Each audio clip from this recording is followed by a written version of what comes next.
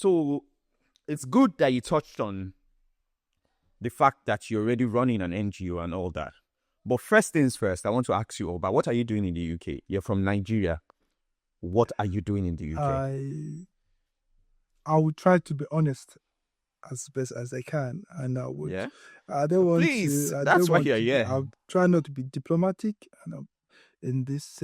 So in the UK, firstly to make for greener pastures, because I feel that there are Okay. more opportunities in the UK and than in Nigeria. Than in And the Nigeria. reason so many people beg to differ is you can contest it because everybody has their own reason and is a subjective thing, right?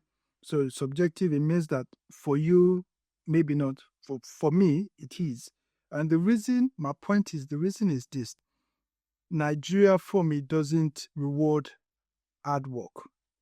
Right, so there was a long time for me, about almost 6-7 years, I was putting in hard work. You know, why you put in so much and you're not getting what you're supposed to get, what you think you should get. And at some point, you get married. And again, it looks like your wife and your kids are beginning to, I will not use the word suffer, but they are beginning to get deprived because what is supposed, It's yes, not the not like I life you promised. promised. Then at some point, what gave me the kick was, at some point in life, I started thinking of certain things that I never thought I would think about or do in my life. In the sense that I started thinking of certain businesses that back when I was younger, I used to look down, I can never do this kind of thing. No. So when it got to that point for me, I thought to myself, I think it's time for me to re-strategize, take myself back to the drawing board. Is this working for me? Is this business working for me? Do I need to go and come back? Because I still have plans of coming back to Nigeria, but that's after I'm fine, after I'm financially stable. And there's this thing about developed countries, let me not say Nigeria in particular, where there's respect that comes from you bringing something from outside the country. That's for example, academic degrees, for example, professional degrees, for example, even contracts. You see that it's easier to connect outside the country than within the country. And for me, in essence, let me not push it too much. The UK for me supports and rewards hard work. Maybe not hard work, but it rewards what you put into it. It might be tough, right?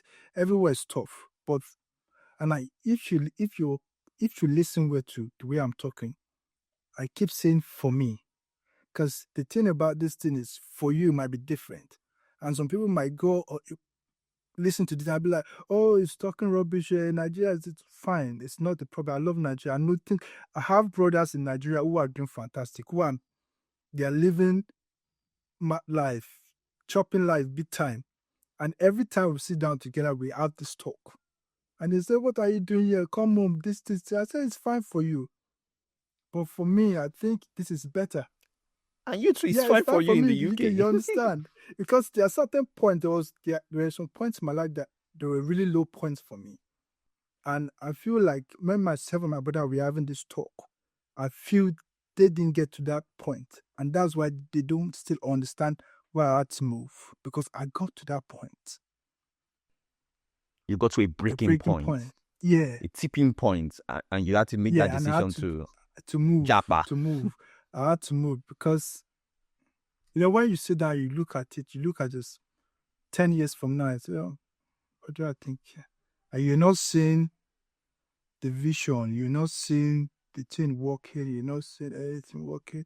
There was one of the places I worked, I would hold back the name for now, but it's possible the name comes out later on in the conversation, that it was really far from where I stayed, right? I was in Korea at that time. The other place was to say Ekiti State, right? So transportation was hard. And at some point, my mom would drop me halfway. That time I just finished service. And I'll take bike through the very one narrow road like this. And so many times rain would beat me on the bike. And the funny thing was, after 2 months of working there, they started owing the salary. For like 6 months, I was not paid. And I you was were still still showing showing up. up. So in situations, and at some point I had to drop out because getting to work alone is a problem. And then the worst part was the person that was in charge, not the CEO now, the general manager, was against me. It was against me because I felt like his methods were not working for the place I was working at that time. And I suggested to him, right? And to make things work, but it didn't. There was this day, this place I'm talking about is a resort, right? So there was this day, coincidentally, Two-Face and Clarence Peters came to shoot a music video. And they lodged, right? And it was nighttime. Two-Face wanted to eat. That's the two Baba that we know. Wanted to eat. And they gave him food. And guess what? The food, the chicken in the food was frozen. They microwaved it, but they didn't microwave it very well. And the chicken in the food was frozen. So you see, things like that, that service quality, sorry, excuse me, that service quality is really, really bad. And then we're not going to the service quality. Let's look, comes off to some people like, I'm trying to bring down the company or the country or anything. So it's for me, I hit that low point and I thought to myself, I think the best thing for me is to move my family out, get ourselves okay, give ourselves an option, if we don't know what the future carries. So if this person has an option of, should I live in this place or should I live in this other place or should I do business, they have a choice. And it was not for me in particular, it was for my children and for my wife. So if they have a good life and they have a choice, then that's good for me, then I'm fine. So basically, that's what brought me to the UK. Finances and family stability is number one for me.